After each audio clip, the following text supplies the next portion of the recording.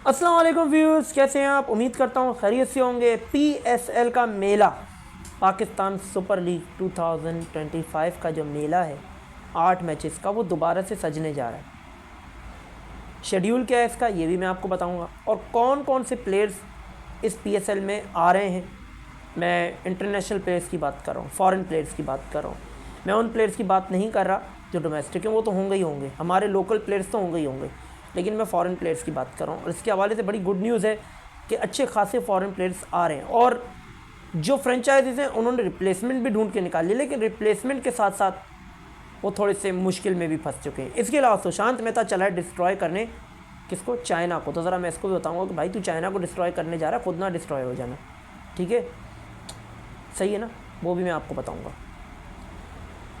PSL 2025 का जो schedule है, सबसे पहले उसके हवाले से बात कर लेते हैं। 17 मई से ये पीएसएल शुरू हो रही है। पेशावर ज़ल्मी और कराची किंग के दरमियान पहला मैच जो है वो खेला जाएगा। वैसे तो ये समझ लें आप, इस पीएसएल का जो है वो 8 मैचेस बाकी रह गए, तो 27वां मैच है, लेकिन क्योंकि ये अब दोबारा से शुरू होनी जा रही है तो इसलिए मैं पहला मैच बोल रहा हूँ। ये होगा कराची किंग और पेशावर ज़ल्मी के दरमियान, और ये खेला जाएगा 7:30 बजे रात को पाकिस्तानी वक्त के मुताबिक, और ये एक ही मैच है इस दिन में। आपको पता है पेशावर ज़ल्मी और कराची किंग के लिए कितना अहम मैच है। उसके बाद 18 तारीख को 2 मैचेस खेले जाएंगे, जिसमें पहला मैच होगा जो खेला जाएगा वो होगा पेशावर ज़ल्मी और लाहौर कलंदर का। ये भी बहुत इंपॉर्टेंट मैच है। लेकिन अगला जो मैच है वो एक फ़र्जी मैच कार्रवाई है, वो है कोयटा ग्लेडिएटर्स और मुल्तान सुल्तान के दरमियान, ठीक है ना। मुल्तान सुल्तान वाहिद टीम है जिसने कोई रिप्लेसमेंट नहीं दी है, क्योंकि उनका एक मैच बाकी रह गया है। तो अलम से पलंग जो है वो, बिस्तर जो है वो बिछा के बैठे हुए आराम से कि भाई सो जाओ। उन्होंने अपना कोई अलम, कोई परचम, कोई झंडा नहीं उठाया हुआ कि तुम आ जाओ तुम आ जाओ तुम आ जाओ, नहीं है, वो सो रहे मज़े से, ठीक है ना। उनको तो परवाह ही नहीं है। वो डोमेस्टिक प्लेयर्स के साथ भी खेल के ना, अपने जो लोकल प्लेयर्स हैं उनके साथ भी खेल के अपना कोटा पूरा कर लेंगे। तो ये एक मैच, नुमाइशी मैच आप इसको कह लें, क्योंकि कोयटा ग्लेडिएटर्स हार भी जाए तो उसको कोई फ़र्क नहीं पड़ता, मुल्तान सुल्तान जीत भी जाए तो उसको कोई फ़र्क नहीं पड़ता। जाना तो आगे कोयटा नहीं है, कोयटा सेफ़ है, ठीक है। पहली चीज़ तो ये। और ये मैच खेला जाएगा 7:30 बजे। और दूसरा जो मैच है, जो तीसरा मैच है वैसे, जो पहला होगा 18 तारीख को, डबल हेडर है। पेशावर ज़ल्मी और लाहौर कलंदर के दरमियान जो मैच है वो दोपहर को 2 बजे, और ये शाम को 7:30 बजे खेला जाएगा 18 ही तारीख को। उसके बाद 19 तारीख को आखिरी मैच है, और ये है इस्लामाबाद और कराची किंग। ये भी बहुत अहम मैच है। यहाँ से फैसला होना है कि आगे कौन जा रहा है, इस्लामाबाद या फिर कराची किंग, ठीक है ना। ये 19 तारीख को खेला जाएगा पाकिस्तानी वक्त के मुताबिक शाम 7:30 बजे, ठीक है। फिर उसके बाद 20 तारीख को आराम है। 21 तारीख से पहला प्लेऑफ खेला जाएगा लाहौर में, ठीक है, जो 7:30 बजे खेला जाएगा। दूसरा प्लेऑफ 22 तारीख, फिर 23 तारीख। तमाम मैचेस पाकिस्तानी वक्त के मुताबिक 7:30 बजे, फिर 24 तारीख को रेस्ट है, और 25 तारीख को फाइनल, ये भी शाम 7:30 बजे पाकिस्तानी वक्त के मुताबिक खेला जाएगा, ठीक है। तो ये था इसका शेड्यूल। अब आते हैं प्लेयर्स के हवाले से। इस्लामाबाद की बात करें तो उन्होंने जो है वो एलेक्स हेल्स को बुला लिया।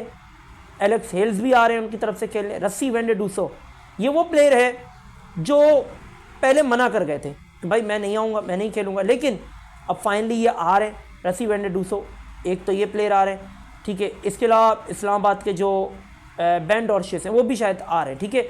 और उसके अलावा जो प्लेयर्स की लिस्ट आ रही है उसके अंदर रायली रूसो आ रहे हैं, ठीक है। इसके अलावा एलेक्स हिल्स का मैं आपको बता चुका।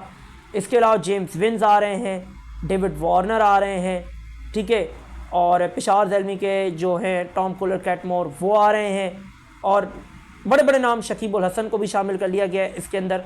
सिकंदर रज़ा भी आ रहे हैं, उनको भी जो है वो बुला लिया गया लाहौर कलंदर के लिए, वो भी खेलेंगे। मोहम्मद नबी भी आ रहे हैं। तो काफ़ी प्लेयर्स आ रहे हैं। ऐसा नहीं है कि ये प्लेयर्स आ नहीं रहे या पीएसएल में जो है वो प्लेयर्स नहीं आएंगे, तो प्लेयर्स तो आ रहे हैं। भले चाहे हर टीम 3-3 फॉरेन प्लेयर्स खिला के अपना कोटा पूरा करे, लेकिन आपको फॉरेन प्लेयर्स का तड़का देखने को मिलेगा, और ये बहुत ज़रूरी था। अगर फॉरेन प्लेयर्स नहीं आते तो फिर आपकी पीएसएल का मज़ा ही ख़राब हो जाना था, क्योंकि डोमेस्टिक में फिर ये बन जाता आपका, जो आपके डोमेस्टिक कप होते हैं ना, उस टाइप का बन जाता, तो फिर इतनी इसकी हाइप नहीं रहती शायद। हालांकि पाकिस्तान के भी बड़े बड़े नाम जैसे बाबर आजम है, साइम अयूब है, फ़खर ज़मान है, बड़े बड़े नाम खेल रहे, लेकिन क्योंकि आपको पता है कि फ़ॉरेन प्लेयर्स का जो तड़का है वो एक अलग ही चीज़ होती है, उनका एक जलवा है, वो अलग बात होती है, तो वो आना बहुत ज़रूरी थे, तो वो तो आ रहे। इसके अलावा PSL जिस मसले में फंसा है और जो इनकी फ्रेंचाइजीज़ हैं, आपको पता है वैसे ही रोतड़ू फ्रेंचाइजीज़ है हमारी, रोती रहती हैं हर वक्त, इनको फ़ायदा भी हो जाए तो ये रोती हैं, तो कभी मानेंगे नहीं। अल्लाह की नाशुक्री कौम होती है ना, उन्हीं में से एक हमारे ऑनर्स हैं फ्रेंचाइज़ के, PSL के जो फ्रेंचाइज़ के ऑनर्स हैं ना, उनमें से ही एक है। तो अब देखते हैं PSL 10 के बाद ये रोतड़ू रहते हैं या कोई और ही आते हैं। खुदा से दुआ है कि कोई और आए, इनसे तो जान छूटे, क्योंकि इन्होंने तो PSL को कभी आगे बढ़ने ही नहीं देना, इन्होंने नीचे ही गिराना है इसको, क्योंकि इनका तो रोना ही ख़त्म नहीं होता। अब इन्होंने फिर रोना शुरू कर दिया। इनका कहना ये है कि भाई हमें तो बड़ा लॉस हो गया, अब प्लेयर्स को वापस बुलाया जाए, उनको फर्स्ट क्लास की टिकट दी जाए, फिर उनको वापस भेजाए, तो ये तो अखराजात बहुत हो गए। उन्होंने PCB को कहा कि भाई आने का तो हमने उठा लिया, मतलब प्लेयर्स को बुलाने का जो है, रिटर्न जो है ना, यानी जो वापसी होगी प्लेयर्स की, वो आप संभाल लें। तो PCB ने कहा यार दुर फिटे मुँह है तुम्हारे मुँह के ऊपर, चलो ये भी हम कर लेंगे। PCB ने ये भी एग्री कर लिया। तो इस PSL को मेरे हिसाब से तो PCB चला रहा है, वरना इन ऑनर्स ने तो इसको कब का ख़त्म कर देना था। आपके ऑनर्स बिल्कुल नल्ले टाइप के ऑनर्स रखे हुए हैं आपने, किसी काम के नहीं है। आखिर में सुशांत मेहता, कल मैं इसका एक कार्टून नेटवर्क जो चैनल है इनका स्पोर्ट्स यारी, उसकी एक वीडियो मेरी आंखों के सामने से गुजरी, जिसमें शैतान मेहता कहता है कि चाइना जो है वो फड़फड़ा रहा है, हड़बड़ाहट का शिकार है, क्योंकि चाइना ने अपनी सारी टेक्नोलॉजी दे रखी है पाकिस्तान को। एग्जैक्टली ये बात सही है, ठीक है ना, चाइना ने सारी अपनी टेक्नोलॉजी दे रखी है पाकिस्तान को। चाइना हड़बड़ा इसलिए रहा है, चाइना जो घबराहट का शिकार है वो इसलिए है क्योंकि इंडिया ने पाकिस्तान में सब कुछ, जितना भी उनका एयर डिफेंस सिस्टम था, एयरफील्ड्स थी, तैयारे थे, वो डिस्ट्रॉय कर दिए। तो चाइना को डर ये है कि टेक्नोलॉजी तो हमारी ही थी, तो ऐसा ना हो कि इंडिया हमारी टेक्नोलॉजी को भी डिस्ट्रॉय कर दे। जोक ऑफ द पार्ट, ये जोक था, मजाक था, रियलिटी ये हो ही नहीं सकती। रियलिटी से इसका कुछ लेना देना नहीं है। अगर आप रियलिटी में इसको देखेंगे ना तो उलट नज़र आएगा आपको। चाइना डिस्ट्रॉय कर देगा इंडिया को, बल्कि चबा के चूस के थूक देगा, वापस फेंक देगा। और जैसे हम च्युइंगम मुंह में चबा चबा के इतनी सी करके एंड में फेंक देते हैं ना, वो हाल करेगा इंडिया का चाइना। पहली चीज़ तो ये सुशांत मेहता, मुझे ये बता तू कि पाकिस्तान में तूने डिस्ट्रॉय क्या किया है? एयर डिफेंस सिस्टम सही सलामत खड़ा हुआ है, बिल्कुल एक्यूरेट खड़ा हुआ है, और हमने तो साबित भी नहीं किया क्योंकि हमें पता है हमारा सलामत है। हमने कोई मोदी की तरह ड्रामेबाजी तमाशा नहीं किया कि जाके हमारे जो शहबाज शरीफ PM है, उन्होंने जाके वहाँ खड़े होकर जो है वो वीडियो बनाई हुई, ये देखो पीछे एयर डिफेंस सिस्टम सलामत है, क्योंकि हमें पता है तुमसे कुछ हुआ ही नहीं है, हमारा सही है, सलामत है।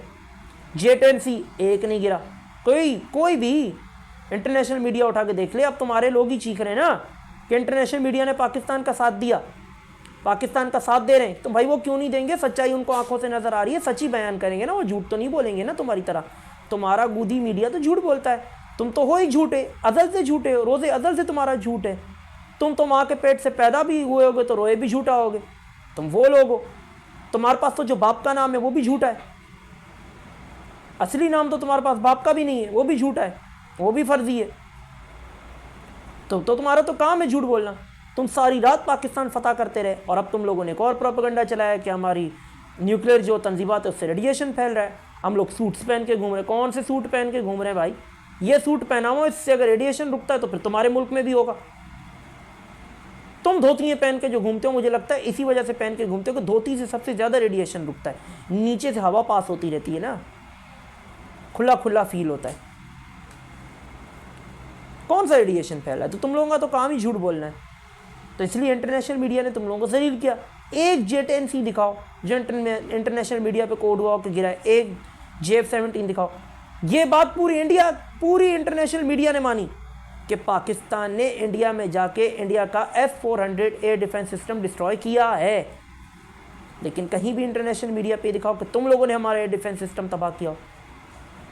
फिर क्यों चाइना की स्टॉक मार्केट ऊपर है और इंडिया जो राफेल इस्तेमाल कर रहा है, फ्रांस की जो कंपनी है, उसका स्टॉक मार्केट नीचे चला गया? ये कहते हैं इसलिए नीचे चला गया कि पाकिस्तान ने झूठ बोला। चलो पाकिस्तान ने 6 जहाज़ बोले, पाकिस्तान कल को बोलता है हमने 40 जहाज़ गिराए, तो वो भी सच है। तो फिर उस हिसाब से तो ये 40% नीचे गिर जानी चाहिए मार्केट स्टॉक। ऐसे तो हम दावे करते रहेंगे और फ्रांस बर्बाद होता रहेगा। तो हमारी ज़बान से क्या तुम्हारे तैयारी गिर रहे हैं? अंधे हैं वो, दुनिया को नज़र नहीं आ रहा।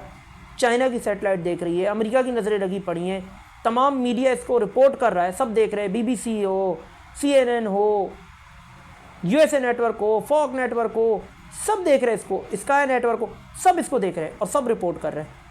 तो सब अंधे। ऐसे ही फ्रांस की मार्केट नीचे चली गई, चाइना के ऊपर चली गई। बात ये बेटा, चाइना पे हमला करने का कभी सोचना भी नहीं।